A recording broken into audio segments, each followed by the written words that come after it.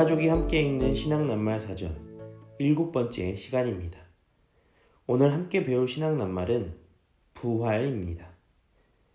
사람이 결코 해결하지 못하는 문제가 있다면 그것은 바로 죽음의 문제예요. 아무리 대단하고 화려하게 살았던 사람도 어김없이 찾아오는 늙음과 병듦과 죽음을 피할 수 없어요. 이 죽음 앞에서는 이 세상에서 얻은 돈, 명예, 권력, 그리고 지식과 같은 것들이 아무 소용이 없어져요. 그래서 사람들은 죽으면 모든 것이 끝난다고 생각하기 때문에 죽음 앞에서 두려움과 공포를 느낄 수밖에 없어요. 하지만 성경은 죽음이 끝이 아니라 새로운 시작이라는 것을 우리에게 알려줘요. 성경은 말하기를 사람이 한 번 죽는 것은 정해진 일인데 그 이후에 모든 사람은 부활하여 하나님 앞에서 심판을 받는다고 말해요. 바로 그때 악한 일을 한 사람은 부활하여 영원한 형벌을 받게 되지만 선한 일을 한 사람은 부활하여 영원한 생명을 얻게 되어요. 그렇다면 우리가 영원한 생명을 얻기 위해서는 무엇을 해야 할까요? 바로 하나님께서 나를 구원하시기 위해 이 땅에 예수님을 보내주신 것과 예수님께서 우리의 죄를 해결하기 위하여 죽으시고 부활하신 모든 일을 믿어야 해요.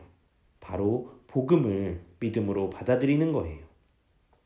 여기서 우리가 잊지 말아야 하는 것이 있어요. 우리의 구원에 있어서 예수님이 십자가에서 죽으신 일만큼이나 예수님의 부활이 중요한 일이라는 사실이에요. 이렇게 한번 생각해 볼게요. 만약에 예수님께서 부활하지 않으셨다면 어떻게 되었을까요? 우리의 구원은 완성되지 않았을 거예요.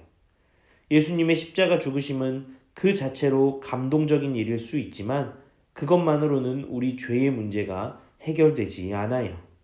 부활이 없다면 우리는 여전히 죄로 인해 죽어야 하는 죄인에 불과한 거예요. 그러나 하나님께서 예수님을 죽음에서 살리셨어요. 부활은 예수님의 죽으심이 우리의 죄의 문제를 해결하고 구원을 완성하기에 충분하다고 하나님께서 인정해 주신 일이에요. 예수님의 부활로 인해 이제 우리는 하나님이 보시기에 아무런 죄도 남아있지 않은 의로운 자로 여김을 받으며 살게 되었어요. 웨인 그루뎀이라는 신학자는 예수님의 부활로 인해서 하나님께서 우리에게 하실 말씀은 단 한 가지밖에 없다고 말했어요. 나는 너에게 어떤 죄도 찾을 수 없다. 너는 내 눈에 항상 의롭게 보인다 라는 말이에요. 이것이 바로 예수님의 부활이 우리에게 준 놀라운 은혜예요. 우리는 죽음 이후에 예수님처럼 부활하여 영원한 생명을 얻게 될 거예요. 그때에는 영혼뿐만 아니라 우리의 몸도 함께 부활할 거예요. 우리는 더 이상 아프지도 않고 다치지도 않고 늙지도 않는 몸으로 하나님과 영원히 함께 살게 될 거예요. 이것이 바로 부활을 믿는 우리가 가진 소망이고 우리가 이 세상에 복음을 전해야 하는 이유예요. 이 시간에는 어린이를 위한 신앙낱말 사전의 도움을 받아서 우리 아이들에게 부활이 무엇인지 알려주는 시간을 갖도록 할게요. 오늘 아이들에게 신앙낱말 사전을 읽어주실 부모님을 소개할게요. 멋진 아들, 은호의 아빠, 엄마 되시는 조성일, 김보미 집사님이에요.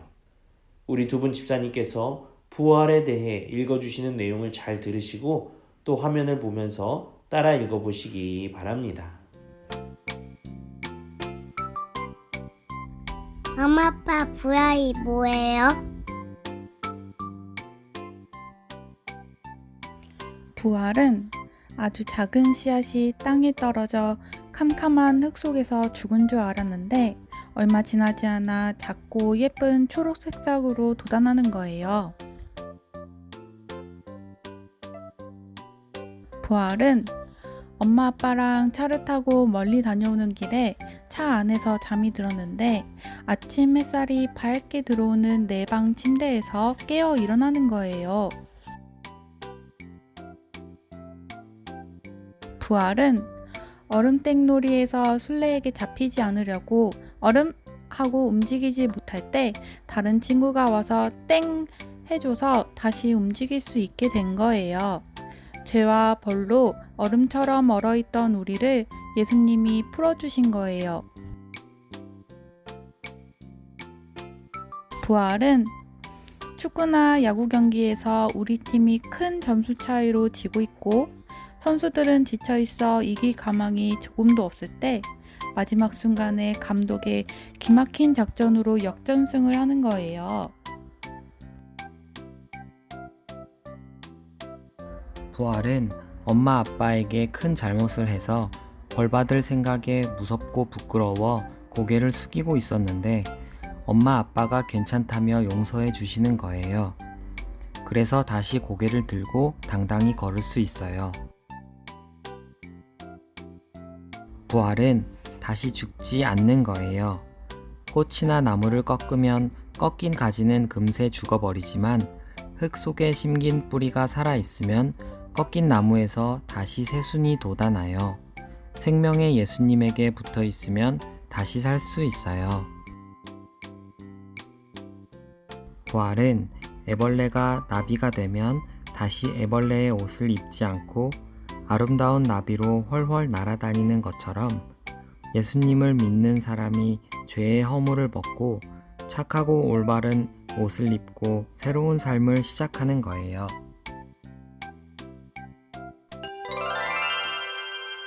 자, 어떠셨나요? 아이들의 언어와 생활 속 상황을 활용하여 부활에 대해서 말해주면 우리 아이들이 훨씬 더 쉽게 부활을 이해하고 받아들일 수 있을 거예요. 이제는 우리 부모님들이 실천하실 차례예요. 첫째, 오늘 배운 신앙낱말 부활이 무엇인지 꼭 한번 아이들에게 말해보세요. 이미 해보신 분들은 아시겠지만 부모님들이 처음에 말을 꺼내는 것이 어렵지 한번 시작해보면 아이들은 금세 부모의 말에 귀를 기울이고 배우려고 할 거예요. 용기를 내서 아이들에게 꼭 한번 말해보세요. 둘째, 실제 아이들의 생활 속 상황에서 부활을 설명할 수 있는 새로운 예시를 찾아보세요. 예를 들면 부활은 병아리가 알을 깨뜨리고 나오는 거예요. 알 안에는 생명이 있기 때문에 시간이 지나면 병아리가 태어나요. 우리 안에 예수님이 계시면 우리도 반드시 병아리처럼 부활하게 될 거예요.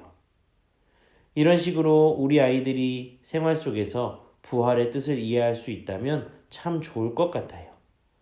마지막 셋째, 우리 아이들을 위해 기도해 주세요. 우리 아이들도 부활신앙을 가지고 살아가야 해요. 눈에 보이는 이 세상이 전부가 아니라 하나님이 주신 영원한 생명을 가지고 살아가는 세상이 있다는 것을 꼭 알려주세요. 성령님께서 우리 아이들의 마음에 부활에 대한 믿음을 새겨주시기를 꼭 기도해 주세요.